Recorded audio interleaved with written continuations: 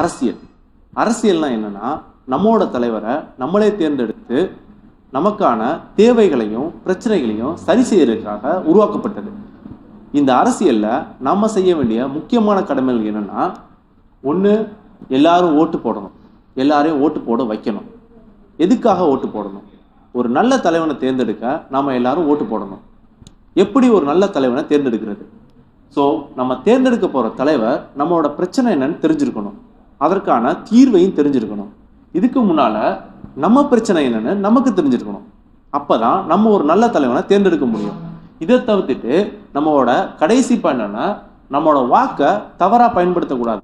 அப்படின்னா நம்ம போட போற வாக்குக்காக பணமோ பொருளோ வாங்கக்கூடாது, யாரையும் வாங்க விடவும் கூடாது, யாரையும் கொடுக்க விடவும் கூடாது. இப்ப இருக்கிற சூழ்நிலையில ஓட்டுக்காக பணம் கொடுக்கறது வாங்குறதுங்கிறது பெரிய விஷயமா இருக்கு.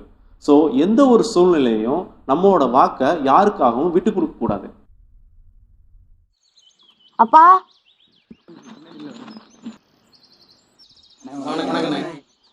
வாங்க வாங்க வாங்க, வணக்கம் வணக்கம், வாங்க வாங்க. நல்லா இருக்கீங்களா? நல்லா இருக்கண்ணே, நல்லா இருக்கண்ணே, நல்லா இருக்கண்ணே. அண்ணே, எலெக்ஷன் வருது, நம்ம கட்சிக்கு ஓட்டு போட்டுருங்க. நீங்கள் நம்ம கட்சின்னு தெரியும், இருந்தாலும் சொல்கிறது நம்ம கடமை தானே. கண்டிப்பாண்ணே, இதை நீங்கள் சொல்லணுமா?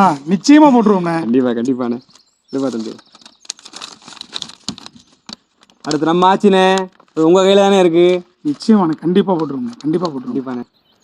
சரிண்ணே, போயிட்டு வரோம்ண்ணே. வாங்கண்ணே, வாங்கண்ணே, வாங்கண்ணே. ஏன்பா பணம் கொடுத்தாங்க? நம்ம ஓட்டு போடுறோம்ல, அதுக்கு தான். நீயும் பெரிய ஆளாகி அவங்களுக்கு தான் ஓட்டு போடணும், சரியா? நான் ஏன் உங்களுக்கு ஓட்டு போடணும்? அப்பதான் உனக்கும் பணம் கொடுப்பாங்க. நான்லாம் போட மாட்டேன். நீயும் போடாதப்பா ப்ளீஸ், வேணாப்பா. நீ இப்படி பணம் வாங்கிட்டு வெளியிலலாம் போனா ரொம்ப ஷேமா இருக்கும்ப்பா, ஃப்ரெண்ட்ஸ் வேற பார்ப்பாங்க. ப்ளீஸ் வேணாம்ப்பா. ஏய், என்னடா உளற? ஏன்டா? இல்லப்பா, எங்க சார் சொன்னாரு. அப்படி நாம நம்மளோட ஓட்டுக்காக பணமோ பொருளோ வாங்கிட்டு ஓட்டு போட்டா அது நம்மளோட ஓட்டையும் உரிமையையும் இழந்துட்டு நிர்வாணமா வாழ்றதுக்கு சமம். நிர்வாணம்னா என்ன சார்? உனக்கு புரியுற மாதிரி சொல்லணும்னா ட்ரெஸ் இல்லாம வாழ்றது. ஐயே, இதுக்கு தாப்பா ப்ளீஸ் வேணாம்ப்பா.